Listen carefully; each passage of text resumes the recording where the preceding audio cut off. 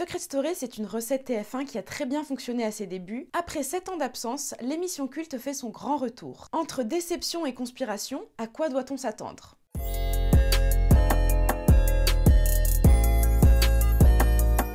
Secret Story, c'est la télé-réalité française culte, issue et inspirée de Loft Story qui apparaît sur nos écrans au début des années 2000. Secret Story connaît un très grand succès. Certains parlent même de l'âge d'or de la télé-réalité française. Malheureusement, après pas mal de polémiques et de grosses baisses d'audience, ainsi qu'un changement de chaîne, puisque Secret Story est diffusé à la base sur TF1, mais lorsque les audiences sont un petit peu redescendues et que le groupe TF1 a voulu continuer de faire vivre un petit peu la franchise, ils l'ont mis sur TFX. L'émission commençait sérieusement à battre de l'aile à l'époque et c'est pour cela qu'après 11 saisons d'aventures incroyables sur 2 chaînes différentes, nous avons eu une annulation du programme. Cette annulation était un choc pour beaucoup de fans qui regardaient Secret Story depuis plus de 10 ans maintenant. Vous vous doutez donc bien que lorsque Secret Story a commencé à donner des petits indices sur son retour, lorsque le groupe TF1 a commencé à donner des petites interviews par-ci par-là en parlant de Secret Story, beaucoup de monde était très content et les gens attendaient fermement le retour de Secret Story. Ce retour, il a été très bien teasé. On va parler dans une première partie de la com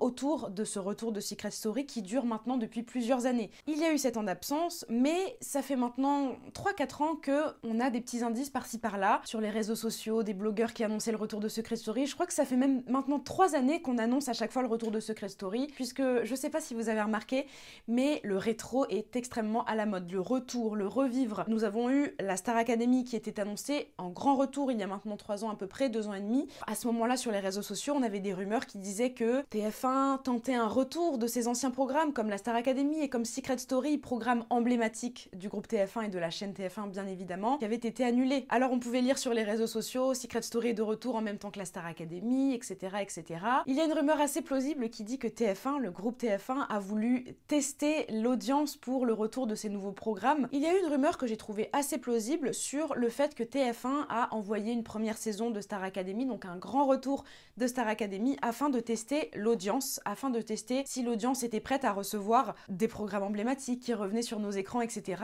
La Star Academy a plutôt bien fonctionné. Il y a eu 2 saisons depuis 2022, il me semble. 2022 a été l'année du grand retour de la Star Academy. La nouvelle saison a plutôt bien fonctionné. Ils ont ensuite envoyé une 2e saison en 2023, l'année dernière, qui a extrêmement bien fonctionné. La tournée Star Academy est de retour. Les réseaux sociaux ne parlaient que de ça pendant la diffusion. Le gagnant de la Star Academy de la dernière saison que nous avons eue est Pierre Garnier. Il connaît actuellement un énorme succès, donc pour TF1, c'est que du win. Et je crois pas mal en cette théorie qui vise à dire que TF1 a voulu tester un peu le retour de Secret Story à travers la Star Academy, comment le public reçoit les nouvelles saisons, les nouveaux codes, les nouveaux candidats. La première saison retour, donc 2022 de la Star Academy, il y avait quand même moins de budget que celle qu'on a eue juste après. On sentait que c'était une saison test. Il y avait moins de candidats, il me semble qu'il n'y a même pas eu de tournée après l'émission, tournée qui semble être quand même un élément très important de la Star Academy, du roll-out et de la sortie, les candidats, etc. Personnellement, je n'ai jamais vraiment beaucoup regardé la Star Academy, mais si je comprends bien, la tournée fait quand même partie intégrante de l'expérience de la Star Academy pour les candidats qui vont le plus loin dans l'aventure. Le retour de la Starac a été un franc succès et TF1 a ensuite voulu envoyer la sauce avec Secret Story et le grand retour de cette émission qui nous a tant plu au début des années 2000. Ce retour de Secret Story, donc très teasé, comme je vous le disais, sur les réseaux sociaux depuis des années, avec des rumeurs, les blogueurs qui s'en mêlent, la chaîne qui lance des petits indices par-ci par-là. Rien n'était vraiment concret finalement. On avait cet espoir, mais on attendait une annonce officielle. Et cette annonce est arrivée au début de cette année. On a eu la confirmation qu'une nouvelle saison de Secret Story allait voir le jour. À partir de ce moment-là, à partir de l'annonce officielle du retour de Secret Story, les réseaux ont commencé à s'enflammer et le temps s'est accéléré puisque nous sommes arrivés très rapidement à la com de l'émission qui s'est faite de manière spectaculaire. Ça m'a fait un petit peu penser à la com de Barbie. Vous savez, la com du film Barbie qui est sorti l'année dernière, il y a eu une com de dingue. Je pense que c'est ce qui a participé grandement au succès immense de ce film. La com était vraiment excellente. On voyait du rose partout, on voyait l'écriture de Barbie partout, tout le monde ne parlait que de ça. Secret Story, à son échelle bien évidemment, car ce n'est pas une émission internationale comme a pu l'être le film Barbie, qui était un film vraiment qui a connu un succès planétaire. Mais nous avons quand même une com avec ce concept-là vraiment de rentrer dans notre quotidien, rentrer dans nos têtes. Secret Story, tu te lèves le matin au boulot, tu vas au métro, tu entends la pub de Secret Story car la voix faisait des annonces dans le métro, dans les gares, etc. Il y a également des concerts qui ont été interrompus avec la voix qui annonçait le retour de Secret Story sur nos écrans. Enfin vraiment tout le monde ne parlait que de ça, même les gens qui n'ont pas l'habitude de regarder la télé-réalité étaient exposés à cette publicité de Secret Story. Tout le monde était au courant du retour de l'émission culte. On rappelle que lorsqu'une émission comme Secret Story ou même la Star Academy fait son grand retour, il y a deux paris que la production doit prendre en compte. Nous avons le premier pari qui est de satisfaire l'audience originale, satisfaire les fans incontestés, inconditionnels de la franchise, avec par exemple la Star Academy qui a eu un vrai impact sur le public français, à l'époque, Jennifer, etc., Nolwenn Leroy, il y a eu vraiment un vrai impact sur le public, et ce public-là qui regardait à l'époque doit être satisfait. Ce public-là doit retrouver les codes qu'il a tant aimés dans cette émission, ce public-là doit retrouver l'identité, l'ADN de l'émission qu'il a tant aimé auparavant, donc que ce soit encore une fois Secret Story ou la Star Academy. Ça, c'est le premier pari. Le deuxième pari vise à aller rechercher une nouvelle audience cette fois-ci, à atteindre une nouvelle audience. Par exemple, une nouvelle audience un petit peu plus jeune, si on parle de la Star Academy qui a connu un grand succès dans le début des années 2000. Il y a presque 20 ans qui séparent le début de la Star Academy et le retour de la Star Academy. Donc viser un public bien évidemment plus jeune, puisque les jeunes d'hier qui regarderont, puisqu'ils ont cette nostalgie, puisqu'ils ont cet amour pour la franchise, eux seront là. Mais il faut penser à une nouvelle audience, une audience plus jeune qui pourra continuer de faire vivre le programme si celui-ci revient à s'établir sur nos écrans de manière annuelle. TF1 s'est donc exprimé à maintes reprises sur le retour de Secret Story, en expliquant qu'il y avait un véritable retour à l'essentiel lors de cette saison 2024. Un vrai retour à l'essentiel, car c'est vrai que, pour reparler un petit peu du contexte de la télé-réalité française, le contexte actuel, nous avons quand même un fort déclin sur le nombre de téléspectateurs, sur le nombre même d'impressions sur les réseaux sociaux. Énormément d'émissions cultes de télé-réalité, comme les Marseillais par exemple, ont été annulées. Enfin, il n'y a pas vraiment eu d'annulation, mais elle a été... Pour l'instant, en tout cas, il n'y a plus de tournage. La franchise est un petit peu mise de côté. Donc on est vraiment dans un contexte télé-réalité où la télé-réalité se meurt un petit peu, de par les scandales. Il y a eu beaucoup de révélations. Certains anciens candidats de télé-réalité parlaient de drogue sur le tournage, d'autres parlaient de harcèlement. On était, en tout cas, il y a quelques années, je dirais il y a 2-3 ans, dans vraiment l'âge sombre de la télé-réalité, avec des programmes qui ne montrent absolument pas un bon exemple pour les jeunes, car on le rappelle, il y a beaucoup de jeunes qui regardent ces émissions-là, même si celles-ci sont interdites moins de 10 ans, comme les Marseillais par exemple, ou même Secret Story à l'époque. Nous avons tout de même un public, 12-13 ans, ça reste très jeune et très influençable. Et lorsqu'on voit à la télé du harcèlement, lorsqu'on voit des candidats qui n'ont pas l'air très nets, malheureusement c'est vrai que ça constitue un mauvais exemple pour la jeunesse. On est arrivé vraiment à un point très low, très bas dans l'univers, dans le paysage de la télé-réalité française. Je remarque cependant un petit revirement de situation avec les productions qui semblent avoir compris que les dramas, les tromperies, les mauvais exemples, eh bien ça ne fonctionnait plus. Les gens ne voulaient plus voir ça sur leurs écrans. C'est vrai que lorsqu'on parle de Secret Story, alors c'est une télé-réalité bien évidemment avec des histoires, des clashs, des couples, etc. Mais il y a tout un concept de jeu autour de Secret Story.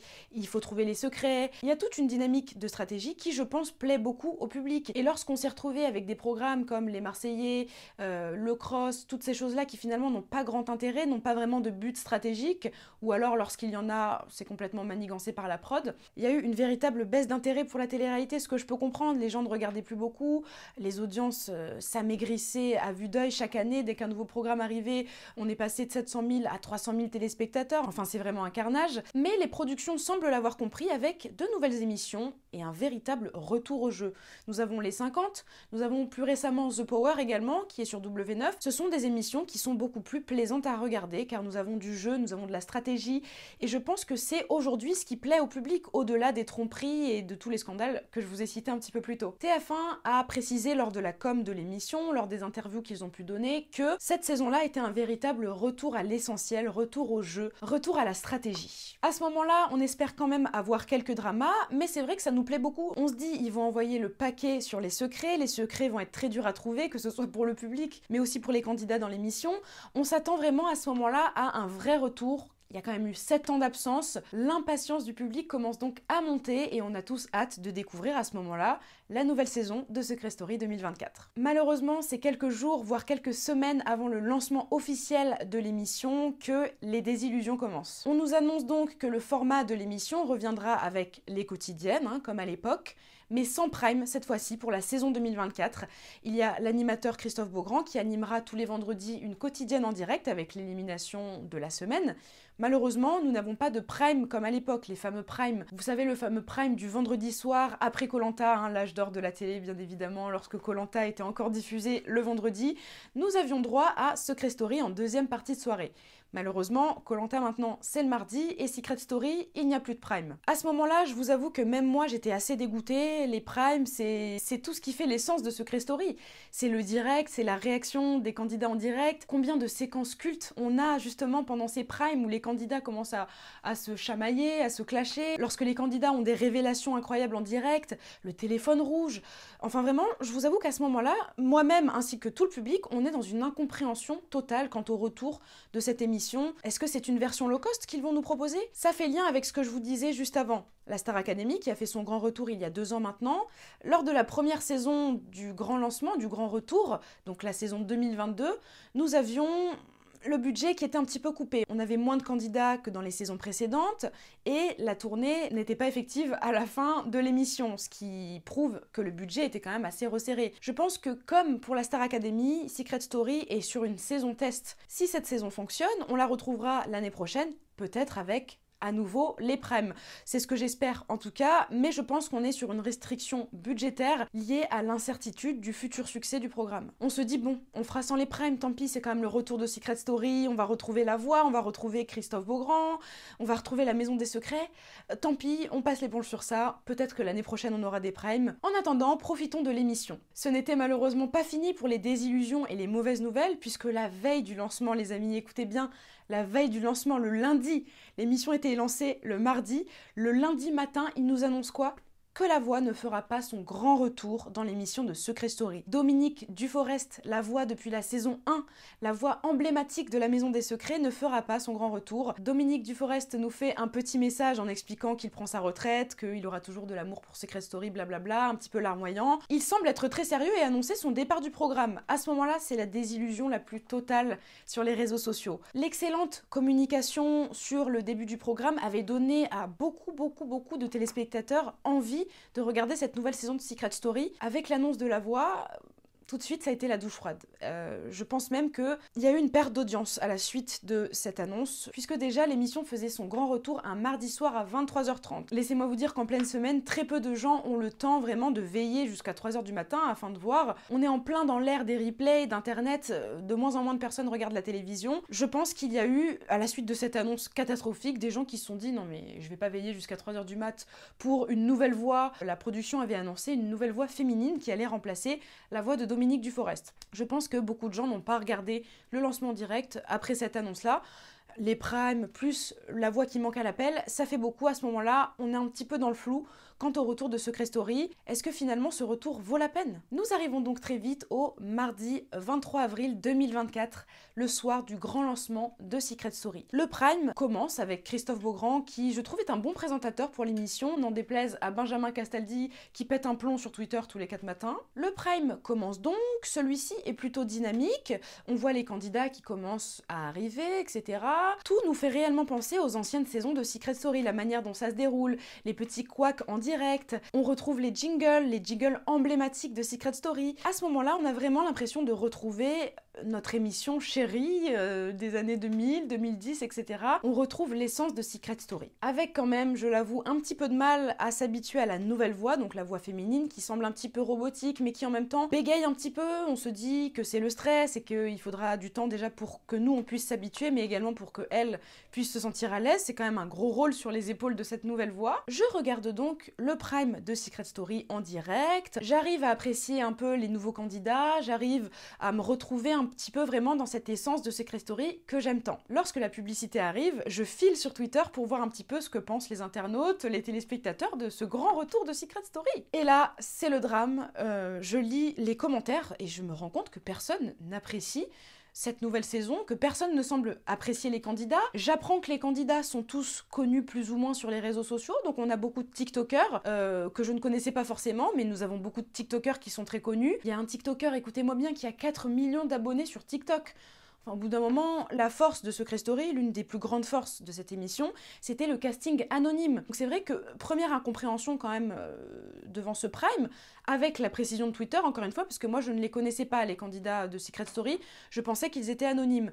Mais je me rends compte en lisant Twitter que ce ne sont que des gens connus, et des gens qui, en plus d'être connus, semblent se connaître un petit peu entre eux. Mais ça, on en parle dans la prochaine partie de cette vidéo. Rapidement, pour parler du casting, on a un casting qui, je trouve, n'est pas très diversifié au niveau des filles. C'est vrai que le premier prime, j'avais beaucoup de mal à différencier toutes les filles. Il y a beaucoup de brunes.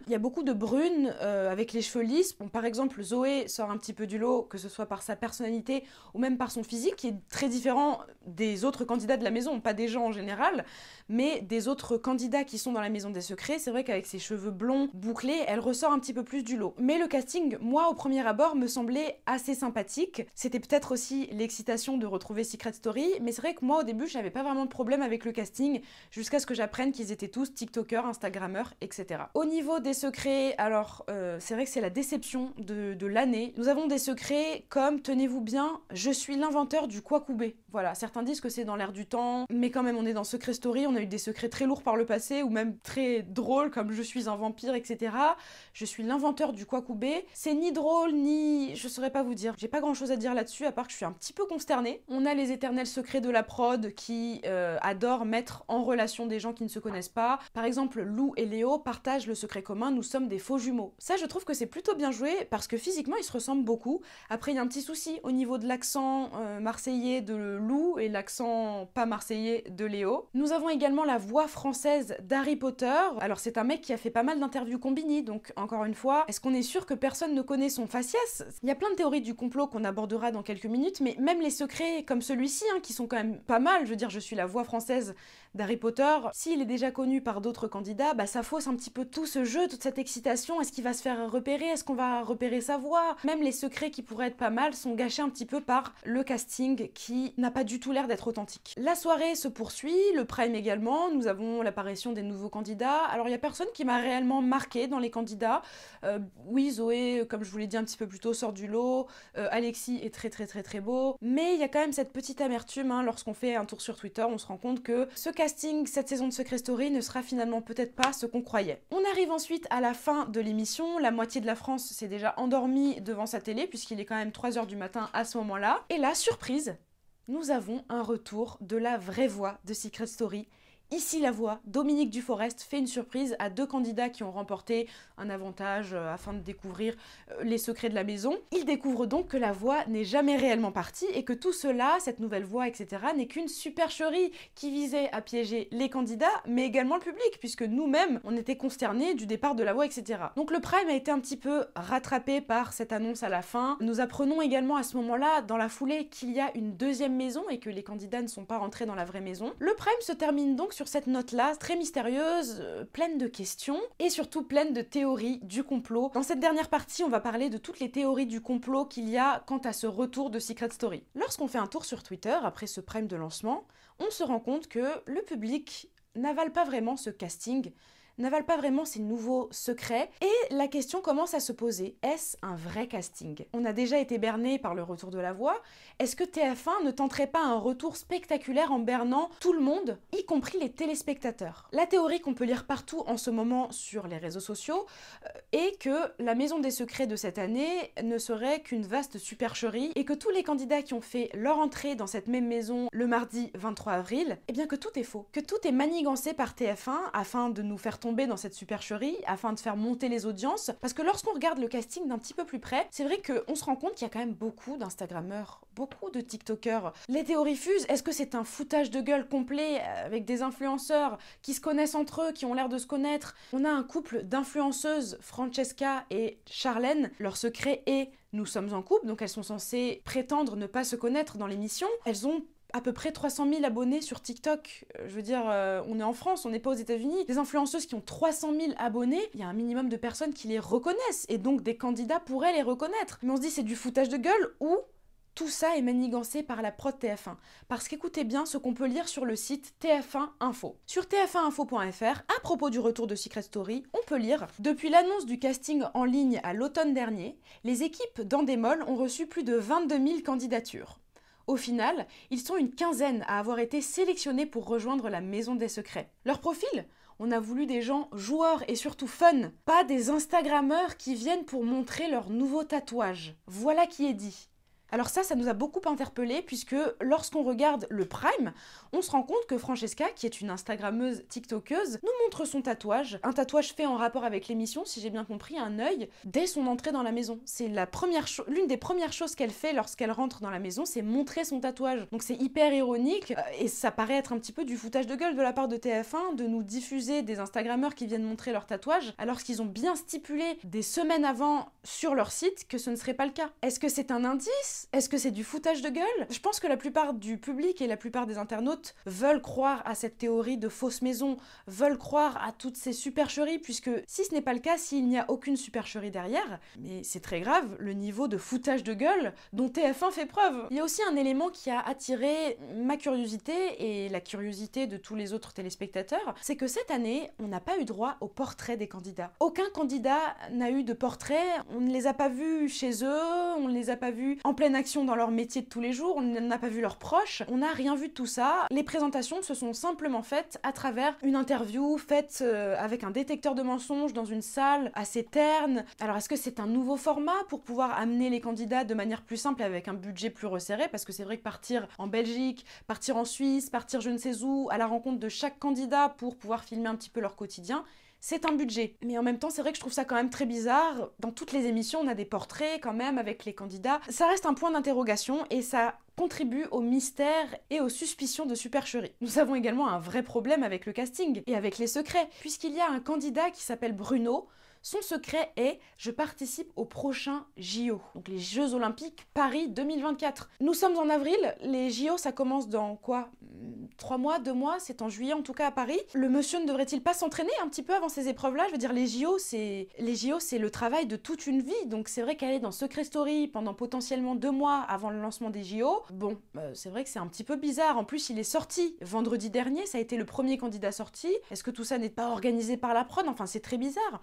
Il y a également un candidat de 18 ans qui passe son bac cette année. Encore une fois, on est en avril, le bac c'est dans 1 mois, 2 mois. Ne devrait-il pas être en train de réviser afin de pouvoir passer son bac, si c'est la vérité? Enfin, tout ça est très bizarre et cette saison 2024 de Secret Story est très bizarre. Son retour était très attendu, mais maintenant, je suis plus dans le flou qu'autre chose. Et je pense que c'est le cas de beaucoup d'internautes. On est dans le flou, on ne sait pas à quoi s'attendre. On espère que c'est une supercherie, on espère que TF1 est en train de faire un des plus grands coups jamais faits en télé-réalité en France. La plus grande supercherie télévisuelle jamais vue. Mais plus le temps avance et plus on a du mal à y croire puisque ça fait déjà presque 1 semaine depuis le lancement. Malheureusement, on n'a rien qui nous indique que le casting va être annoncé comme étant un faux. Donc à ce moment-là, c'est vrai que je suis dans le flou, je pense que vous l'êtes également si vous regardez cette saison-là. On verra dans les prochains jours, dans les prochaines semaines comment évolue la dynamique de l'émission, mais c'est vrai que pour l'instant, très déçu, il y a beaucoup d'incohérences, ça gâche un petit peu ce retour au jeu, à l'essentiel qu'ils annonçaient un petit peu plus tôt lors de la com de l'émission. Je veux dire, les secrets ont été devinés par les internautes très rapidement, je pense qu'ils vont également être très rapidement devinés par les candidats de l'émission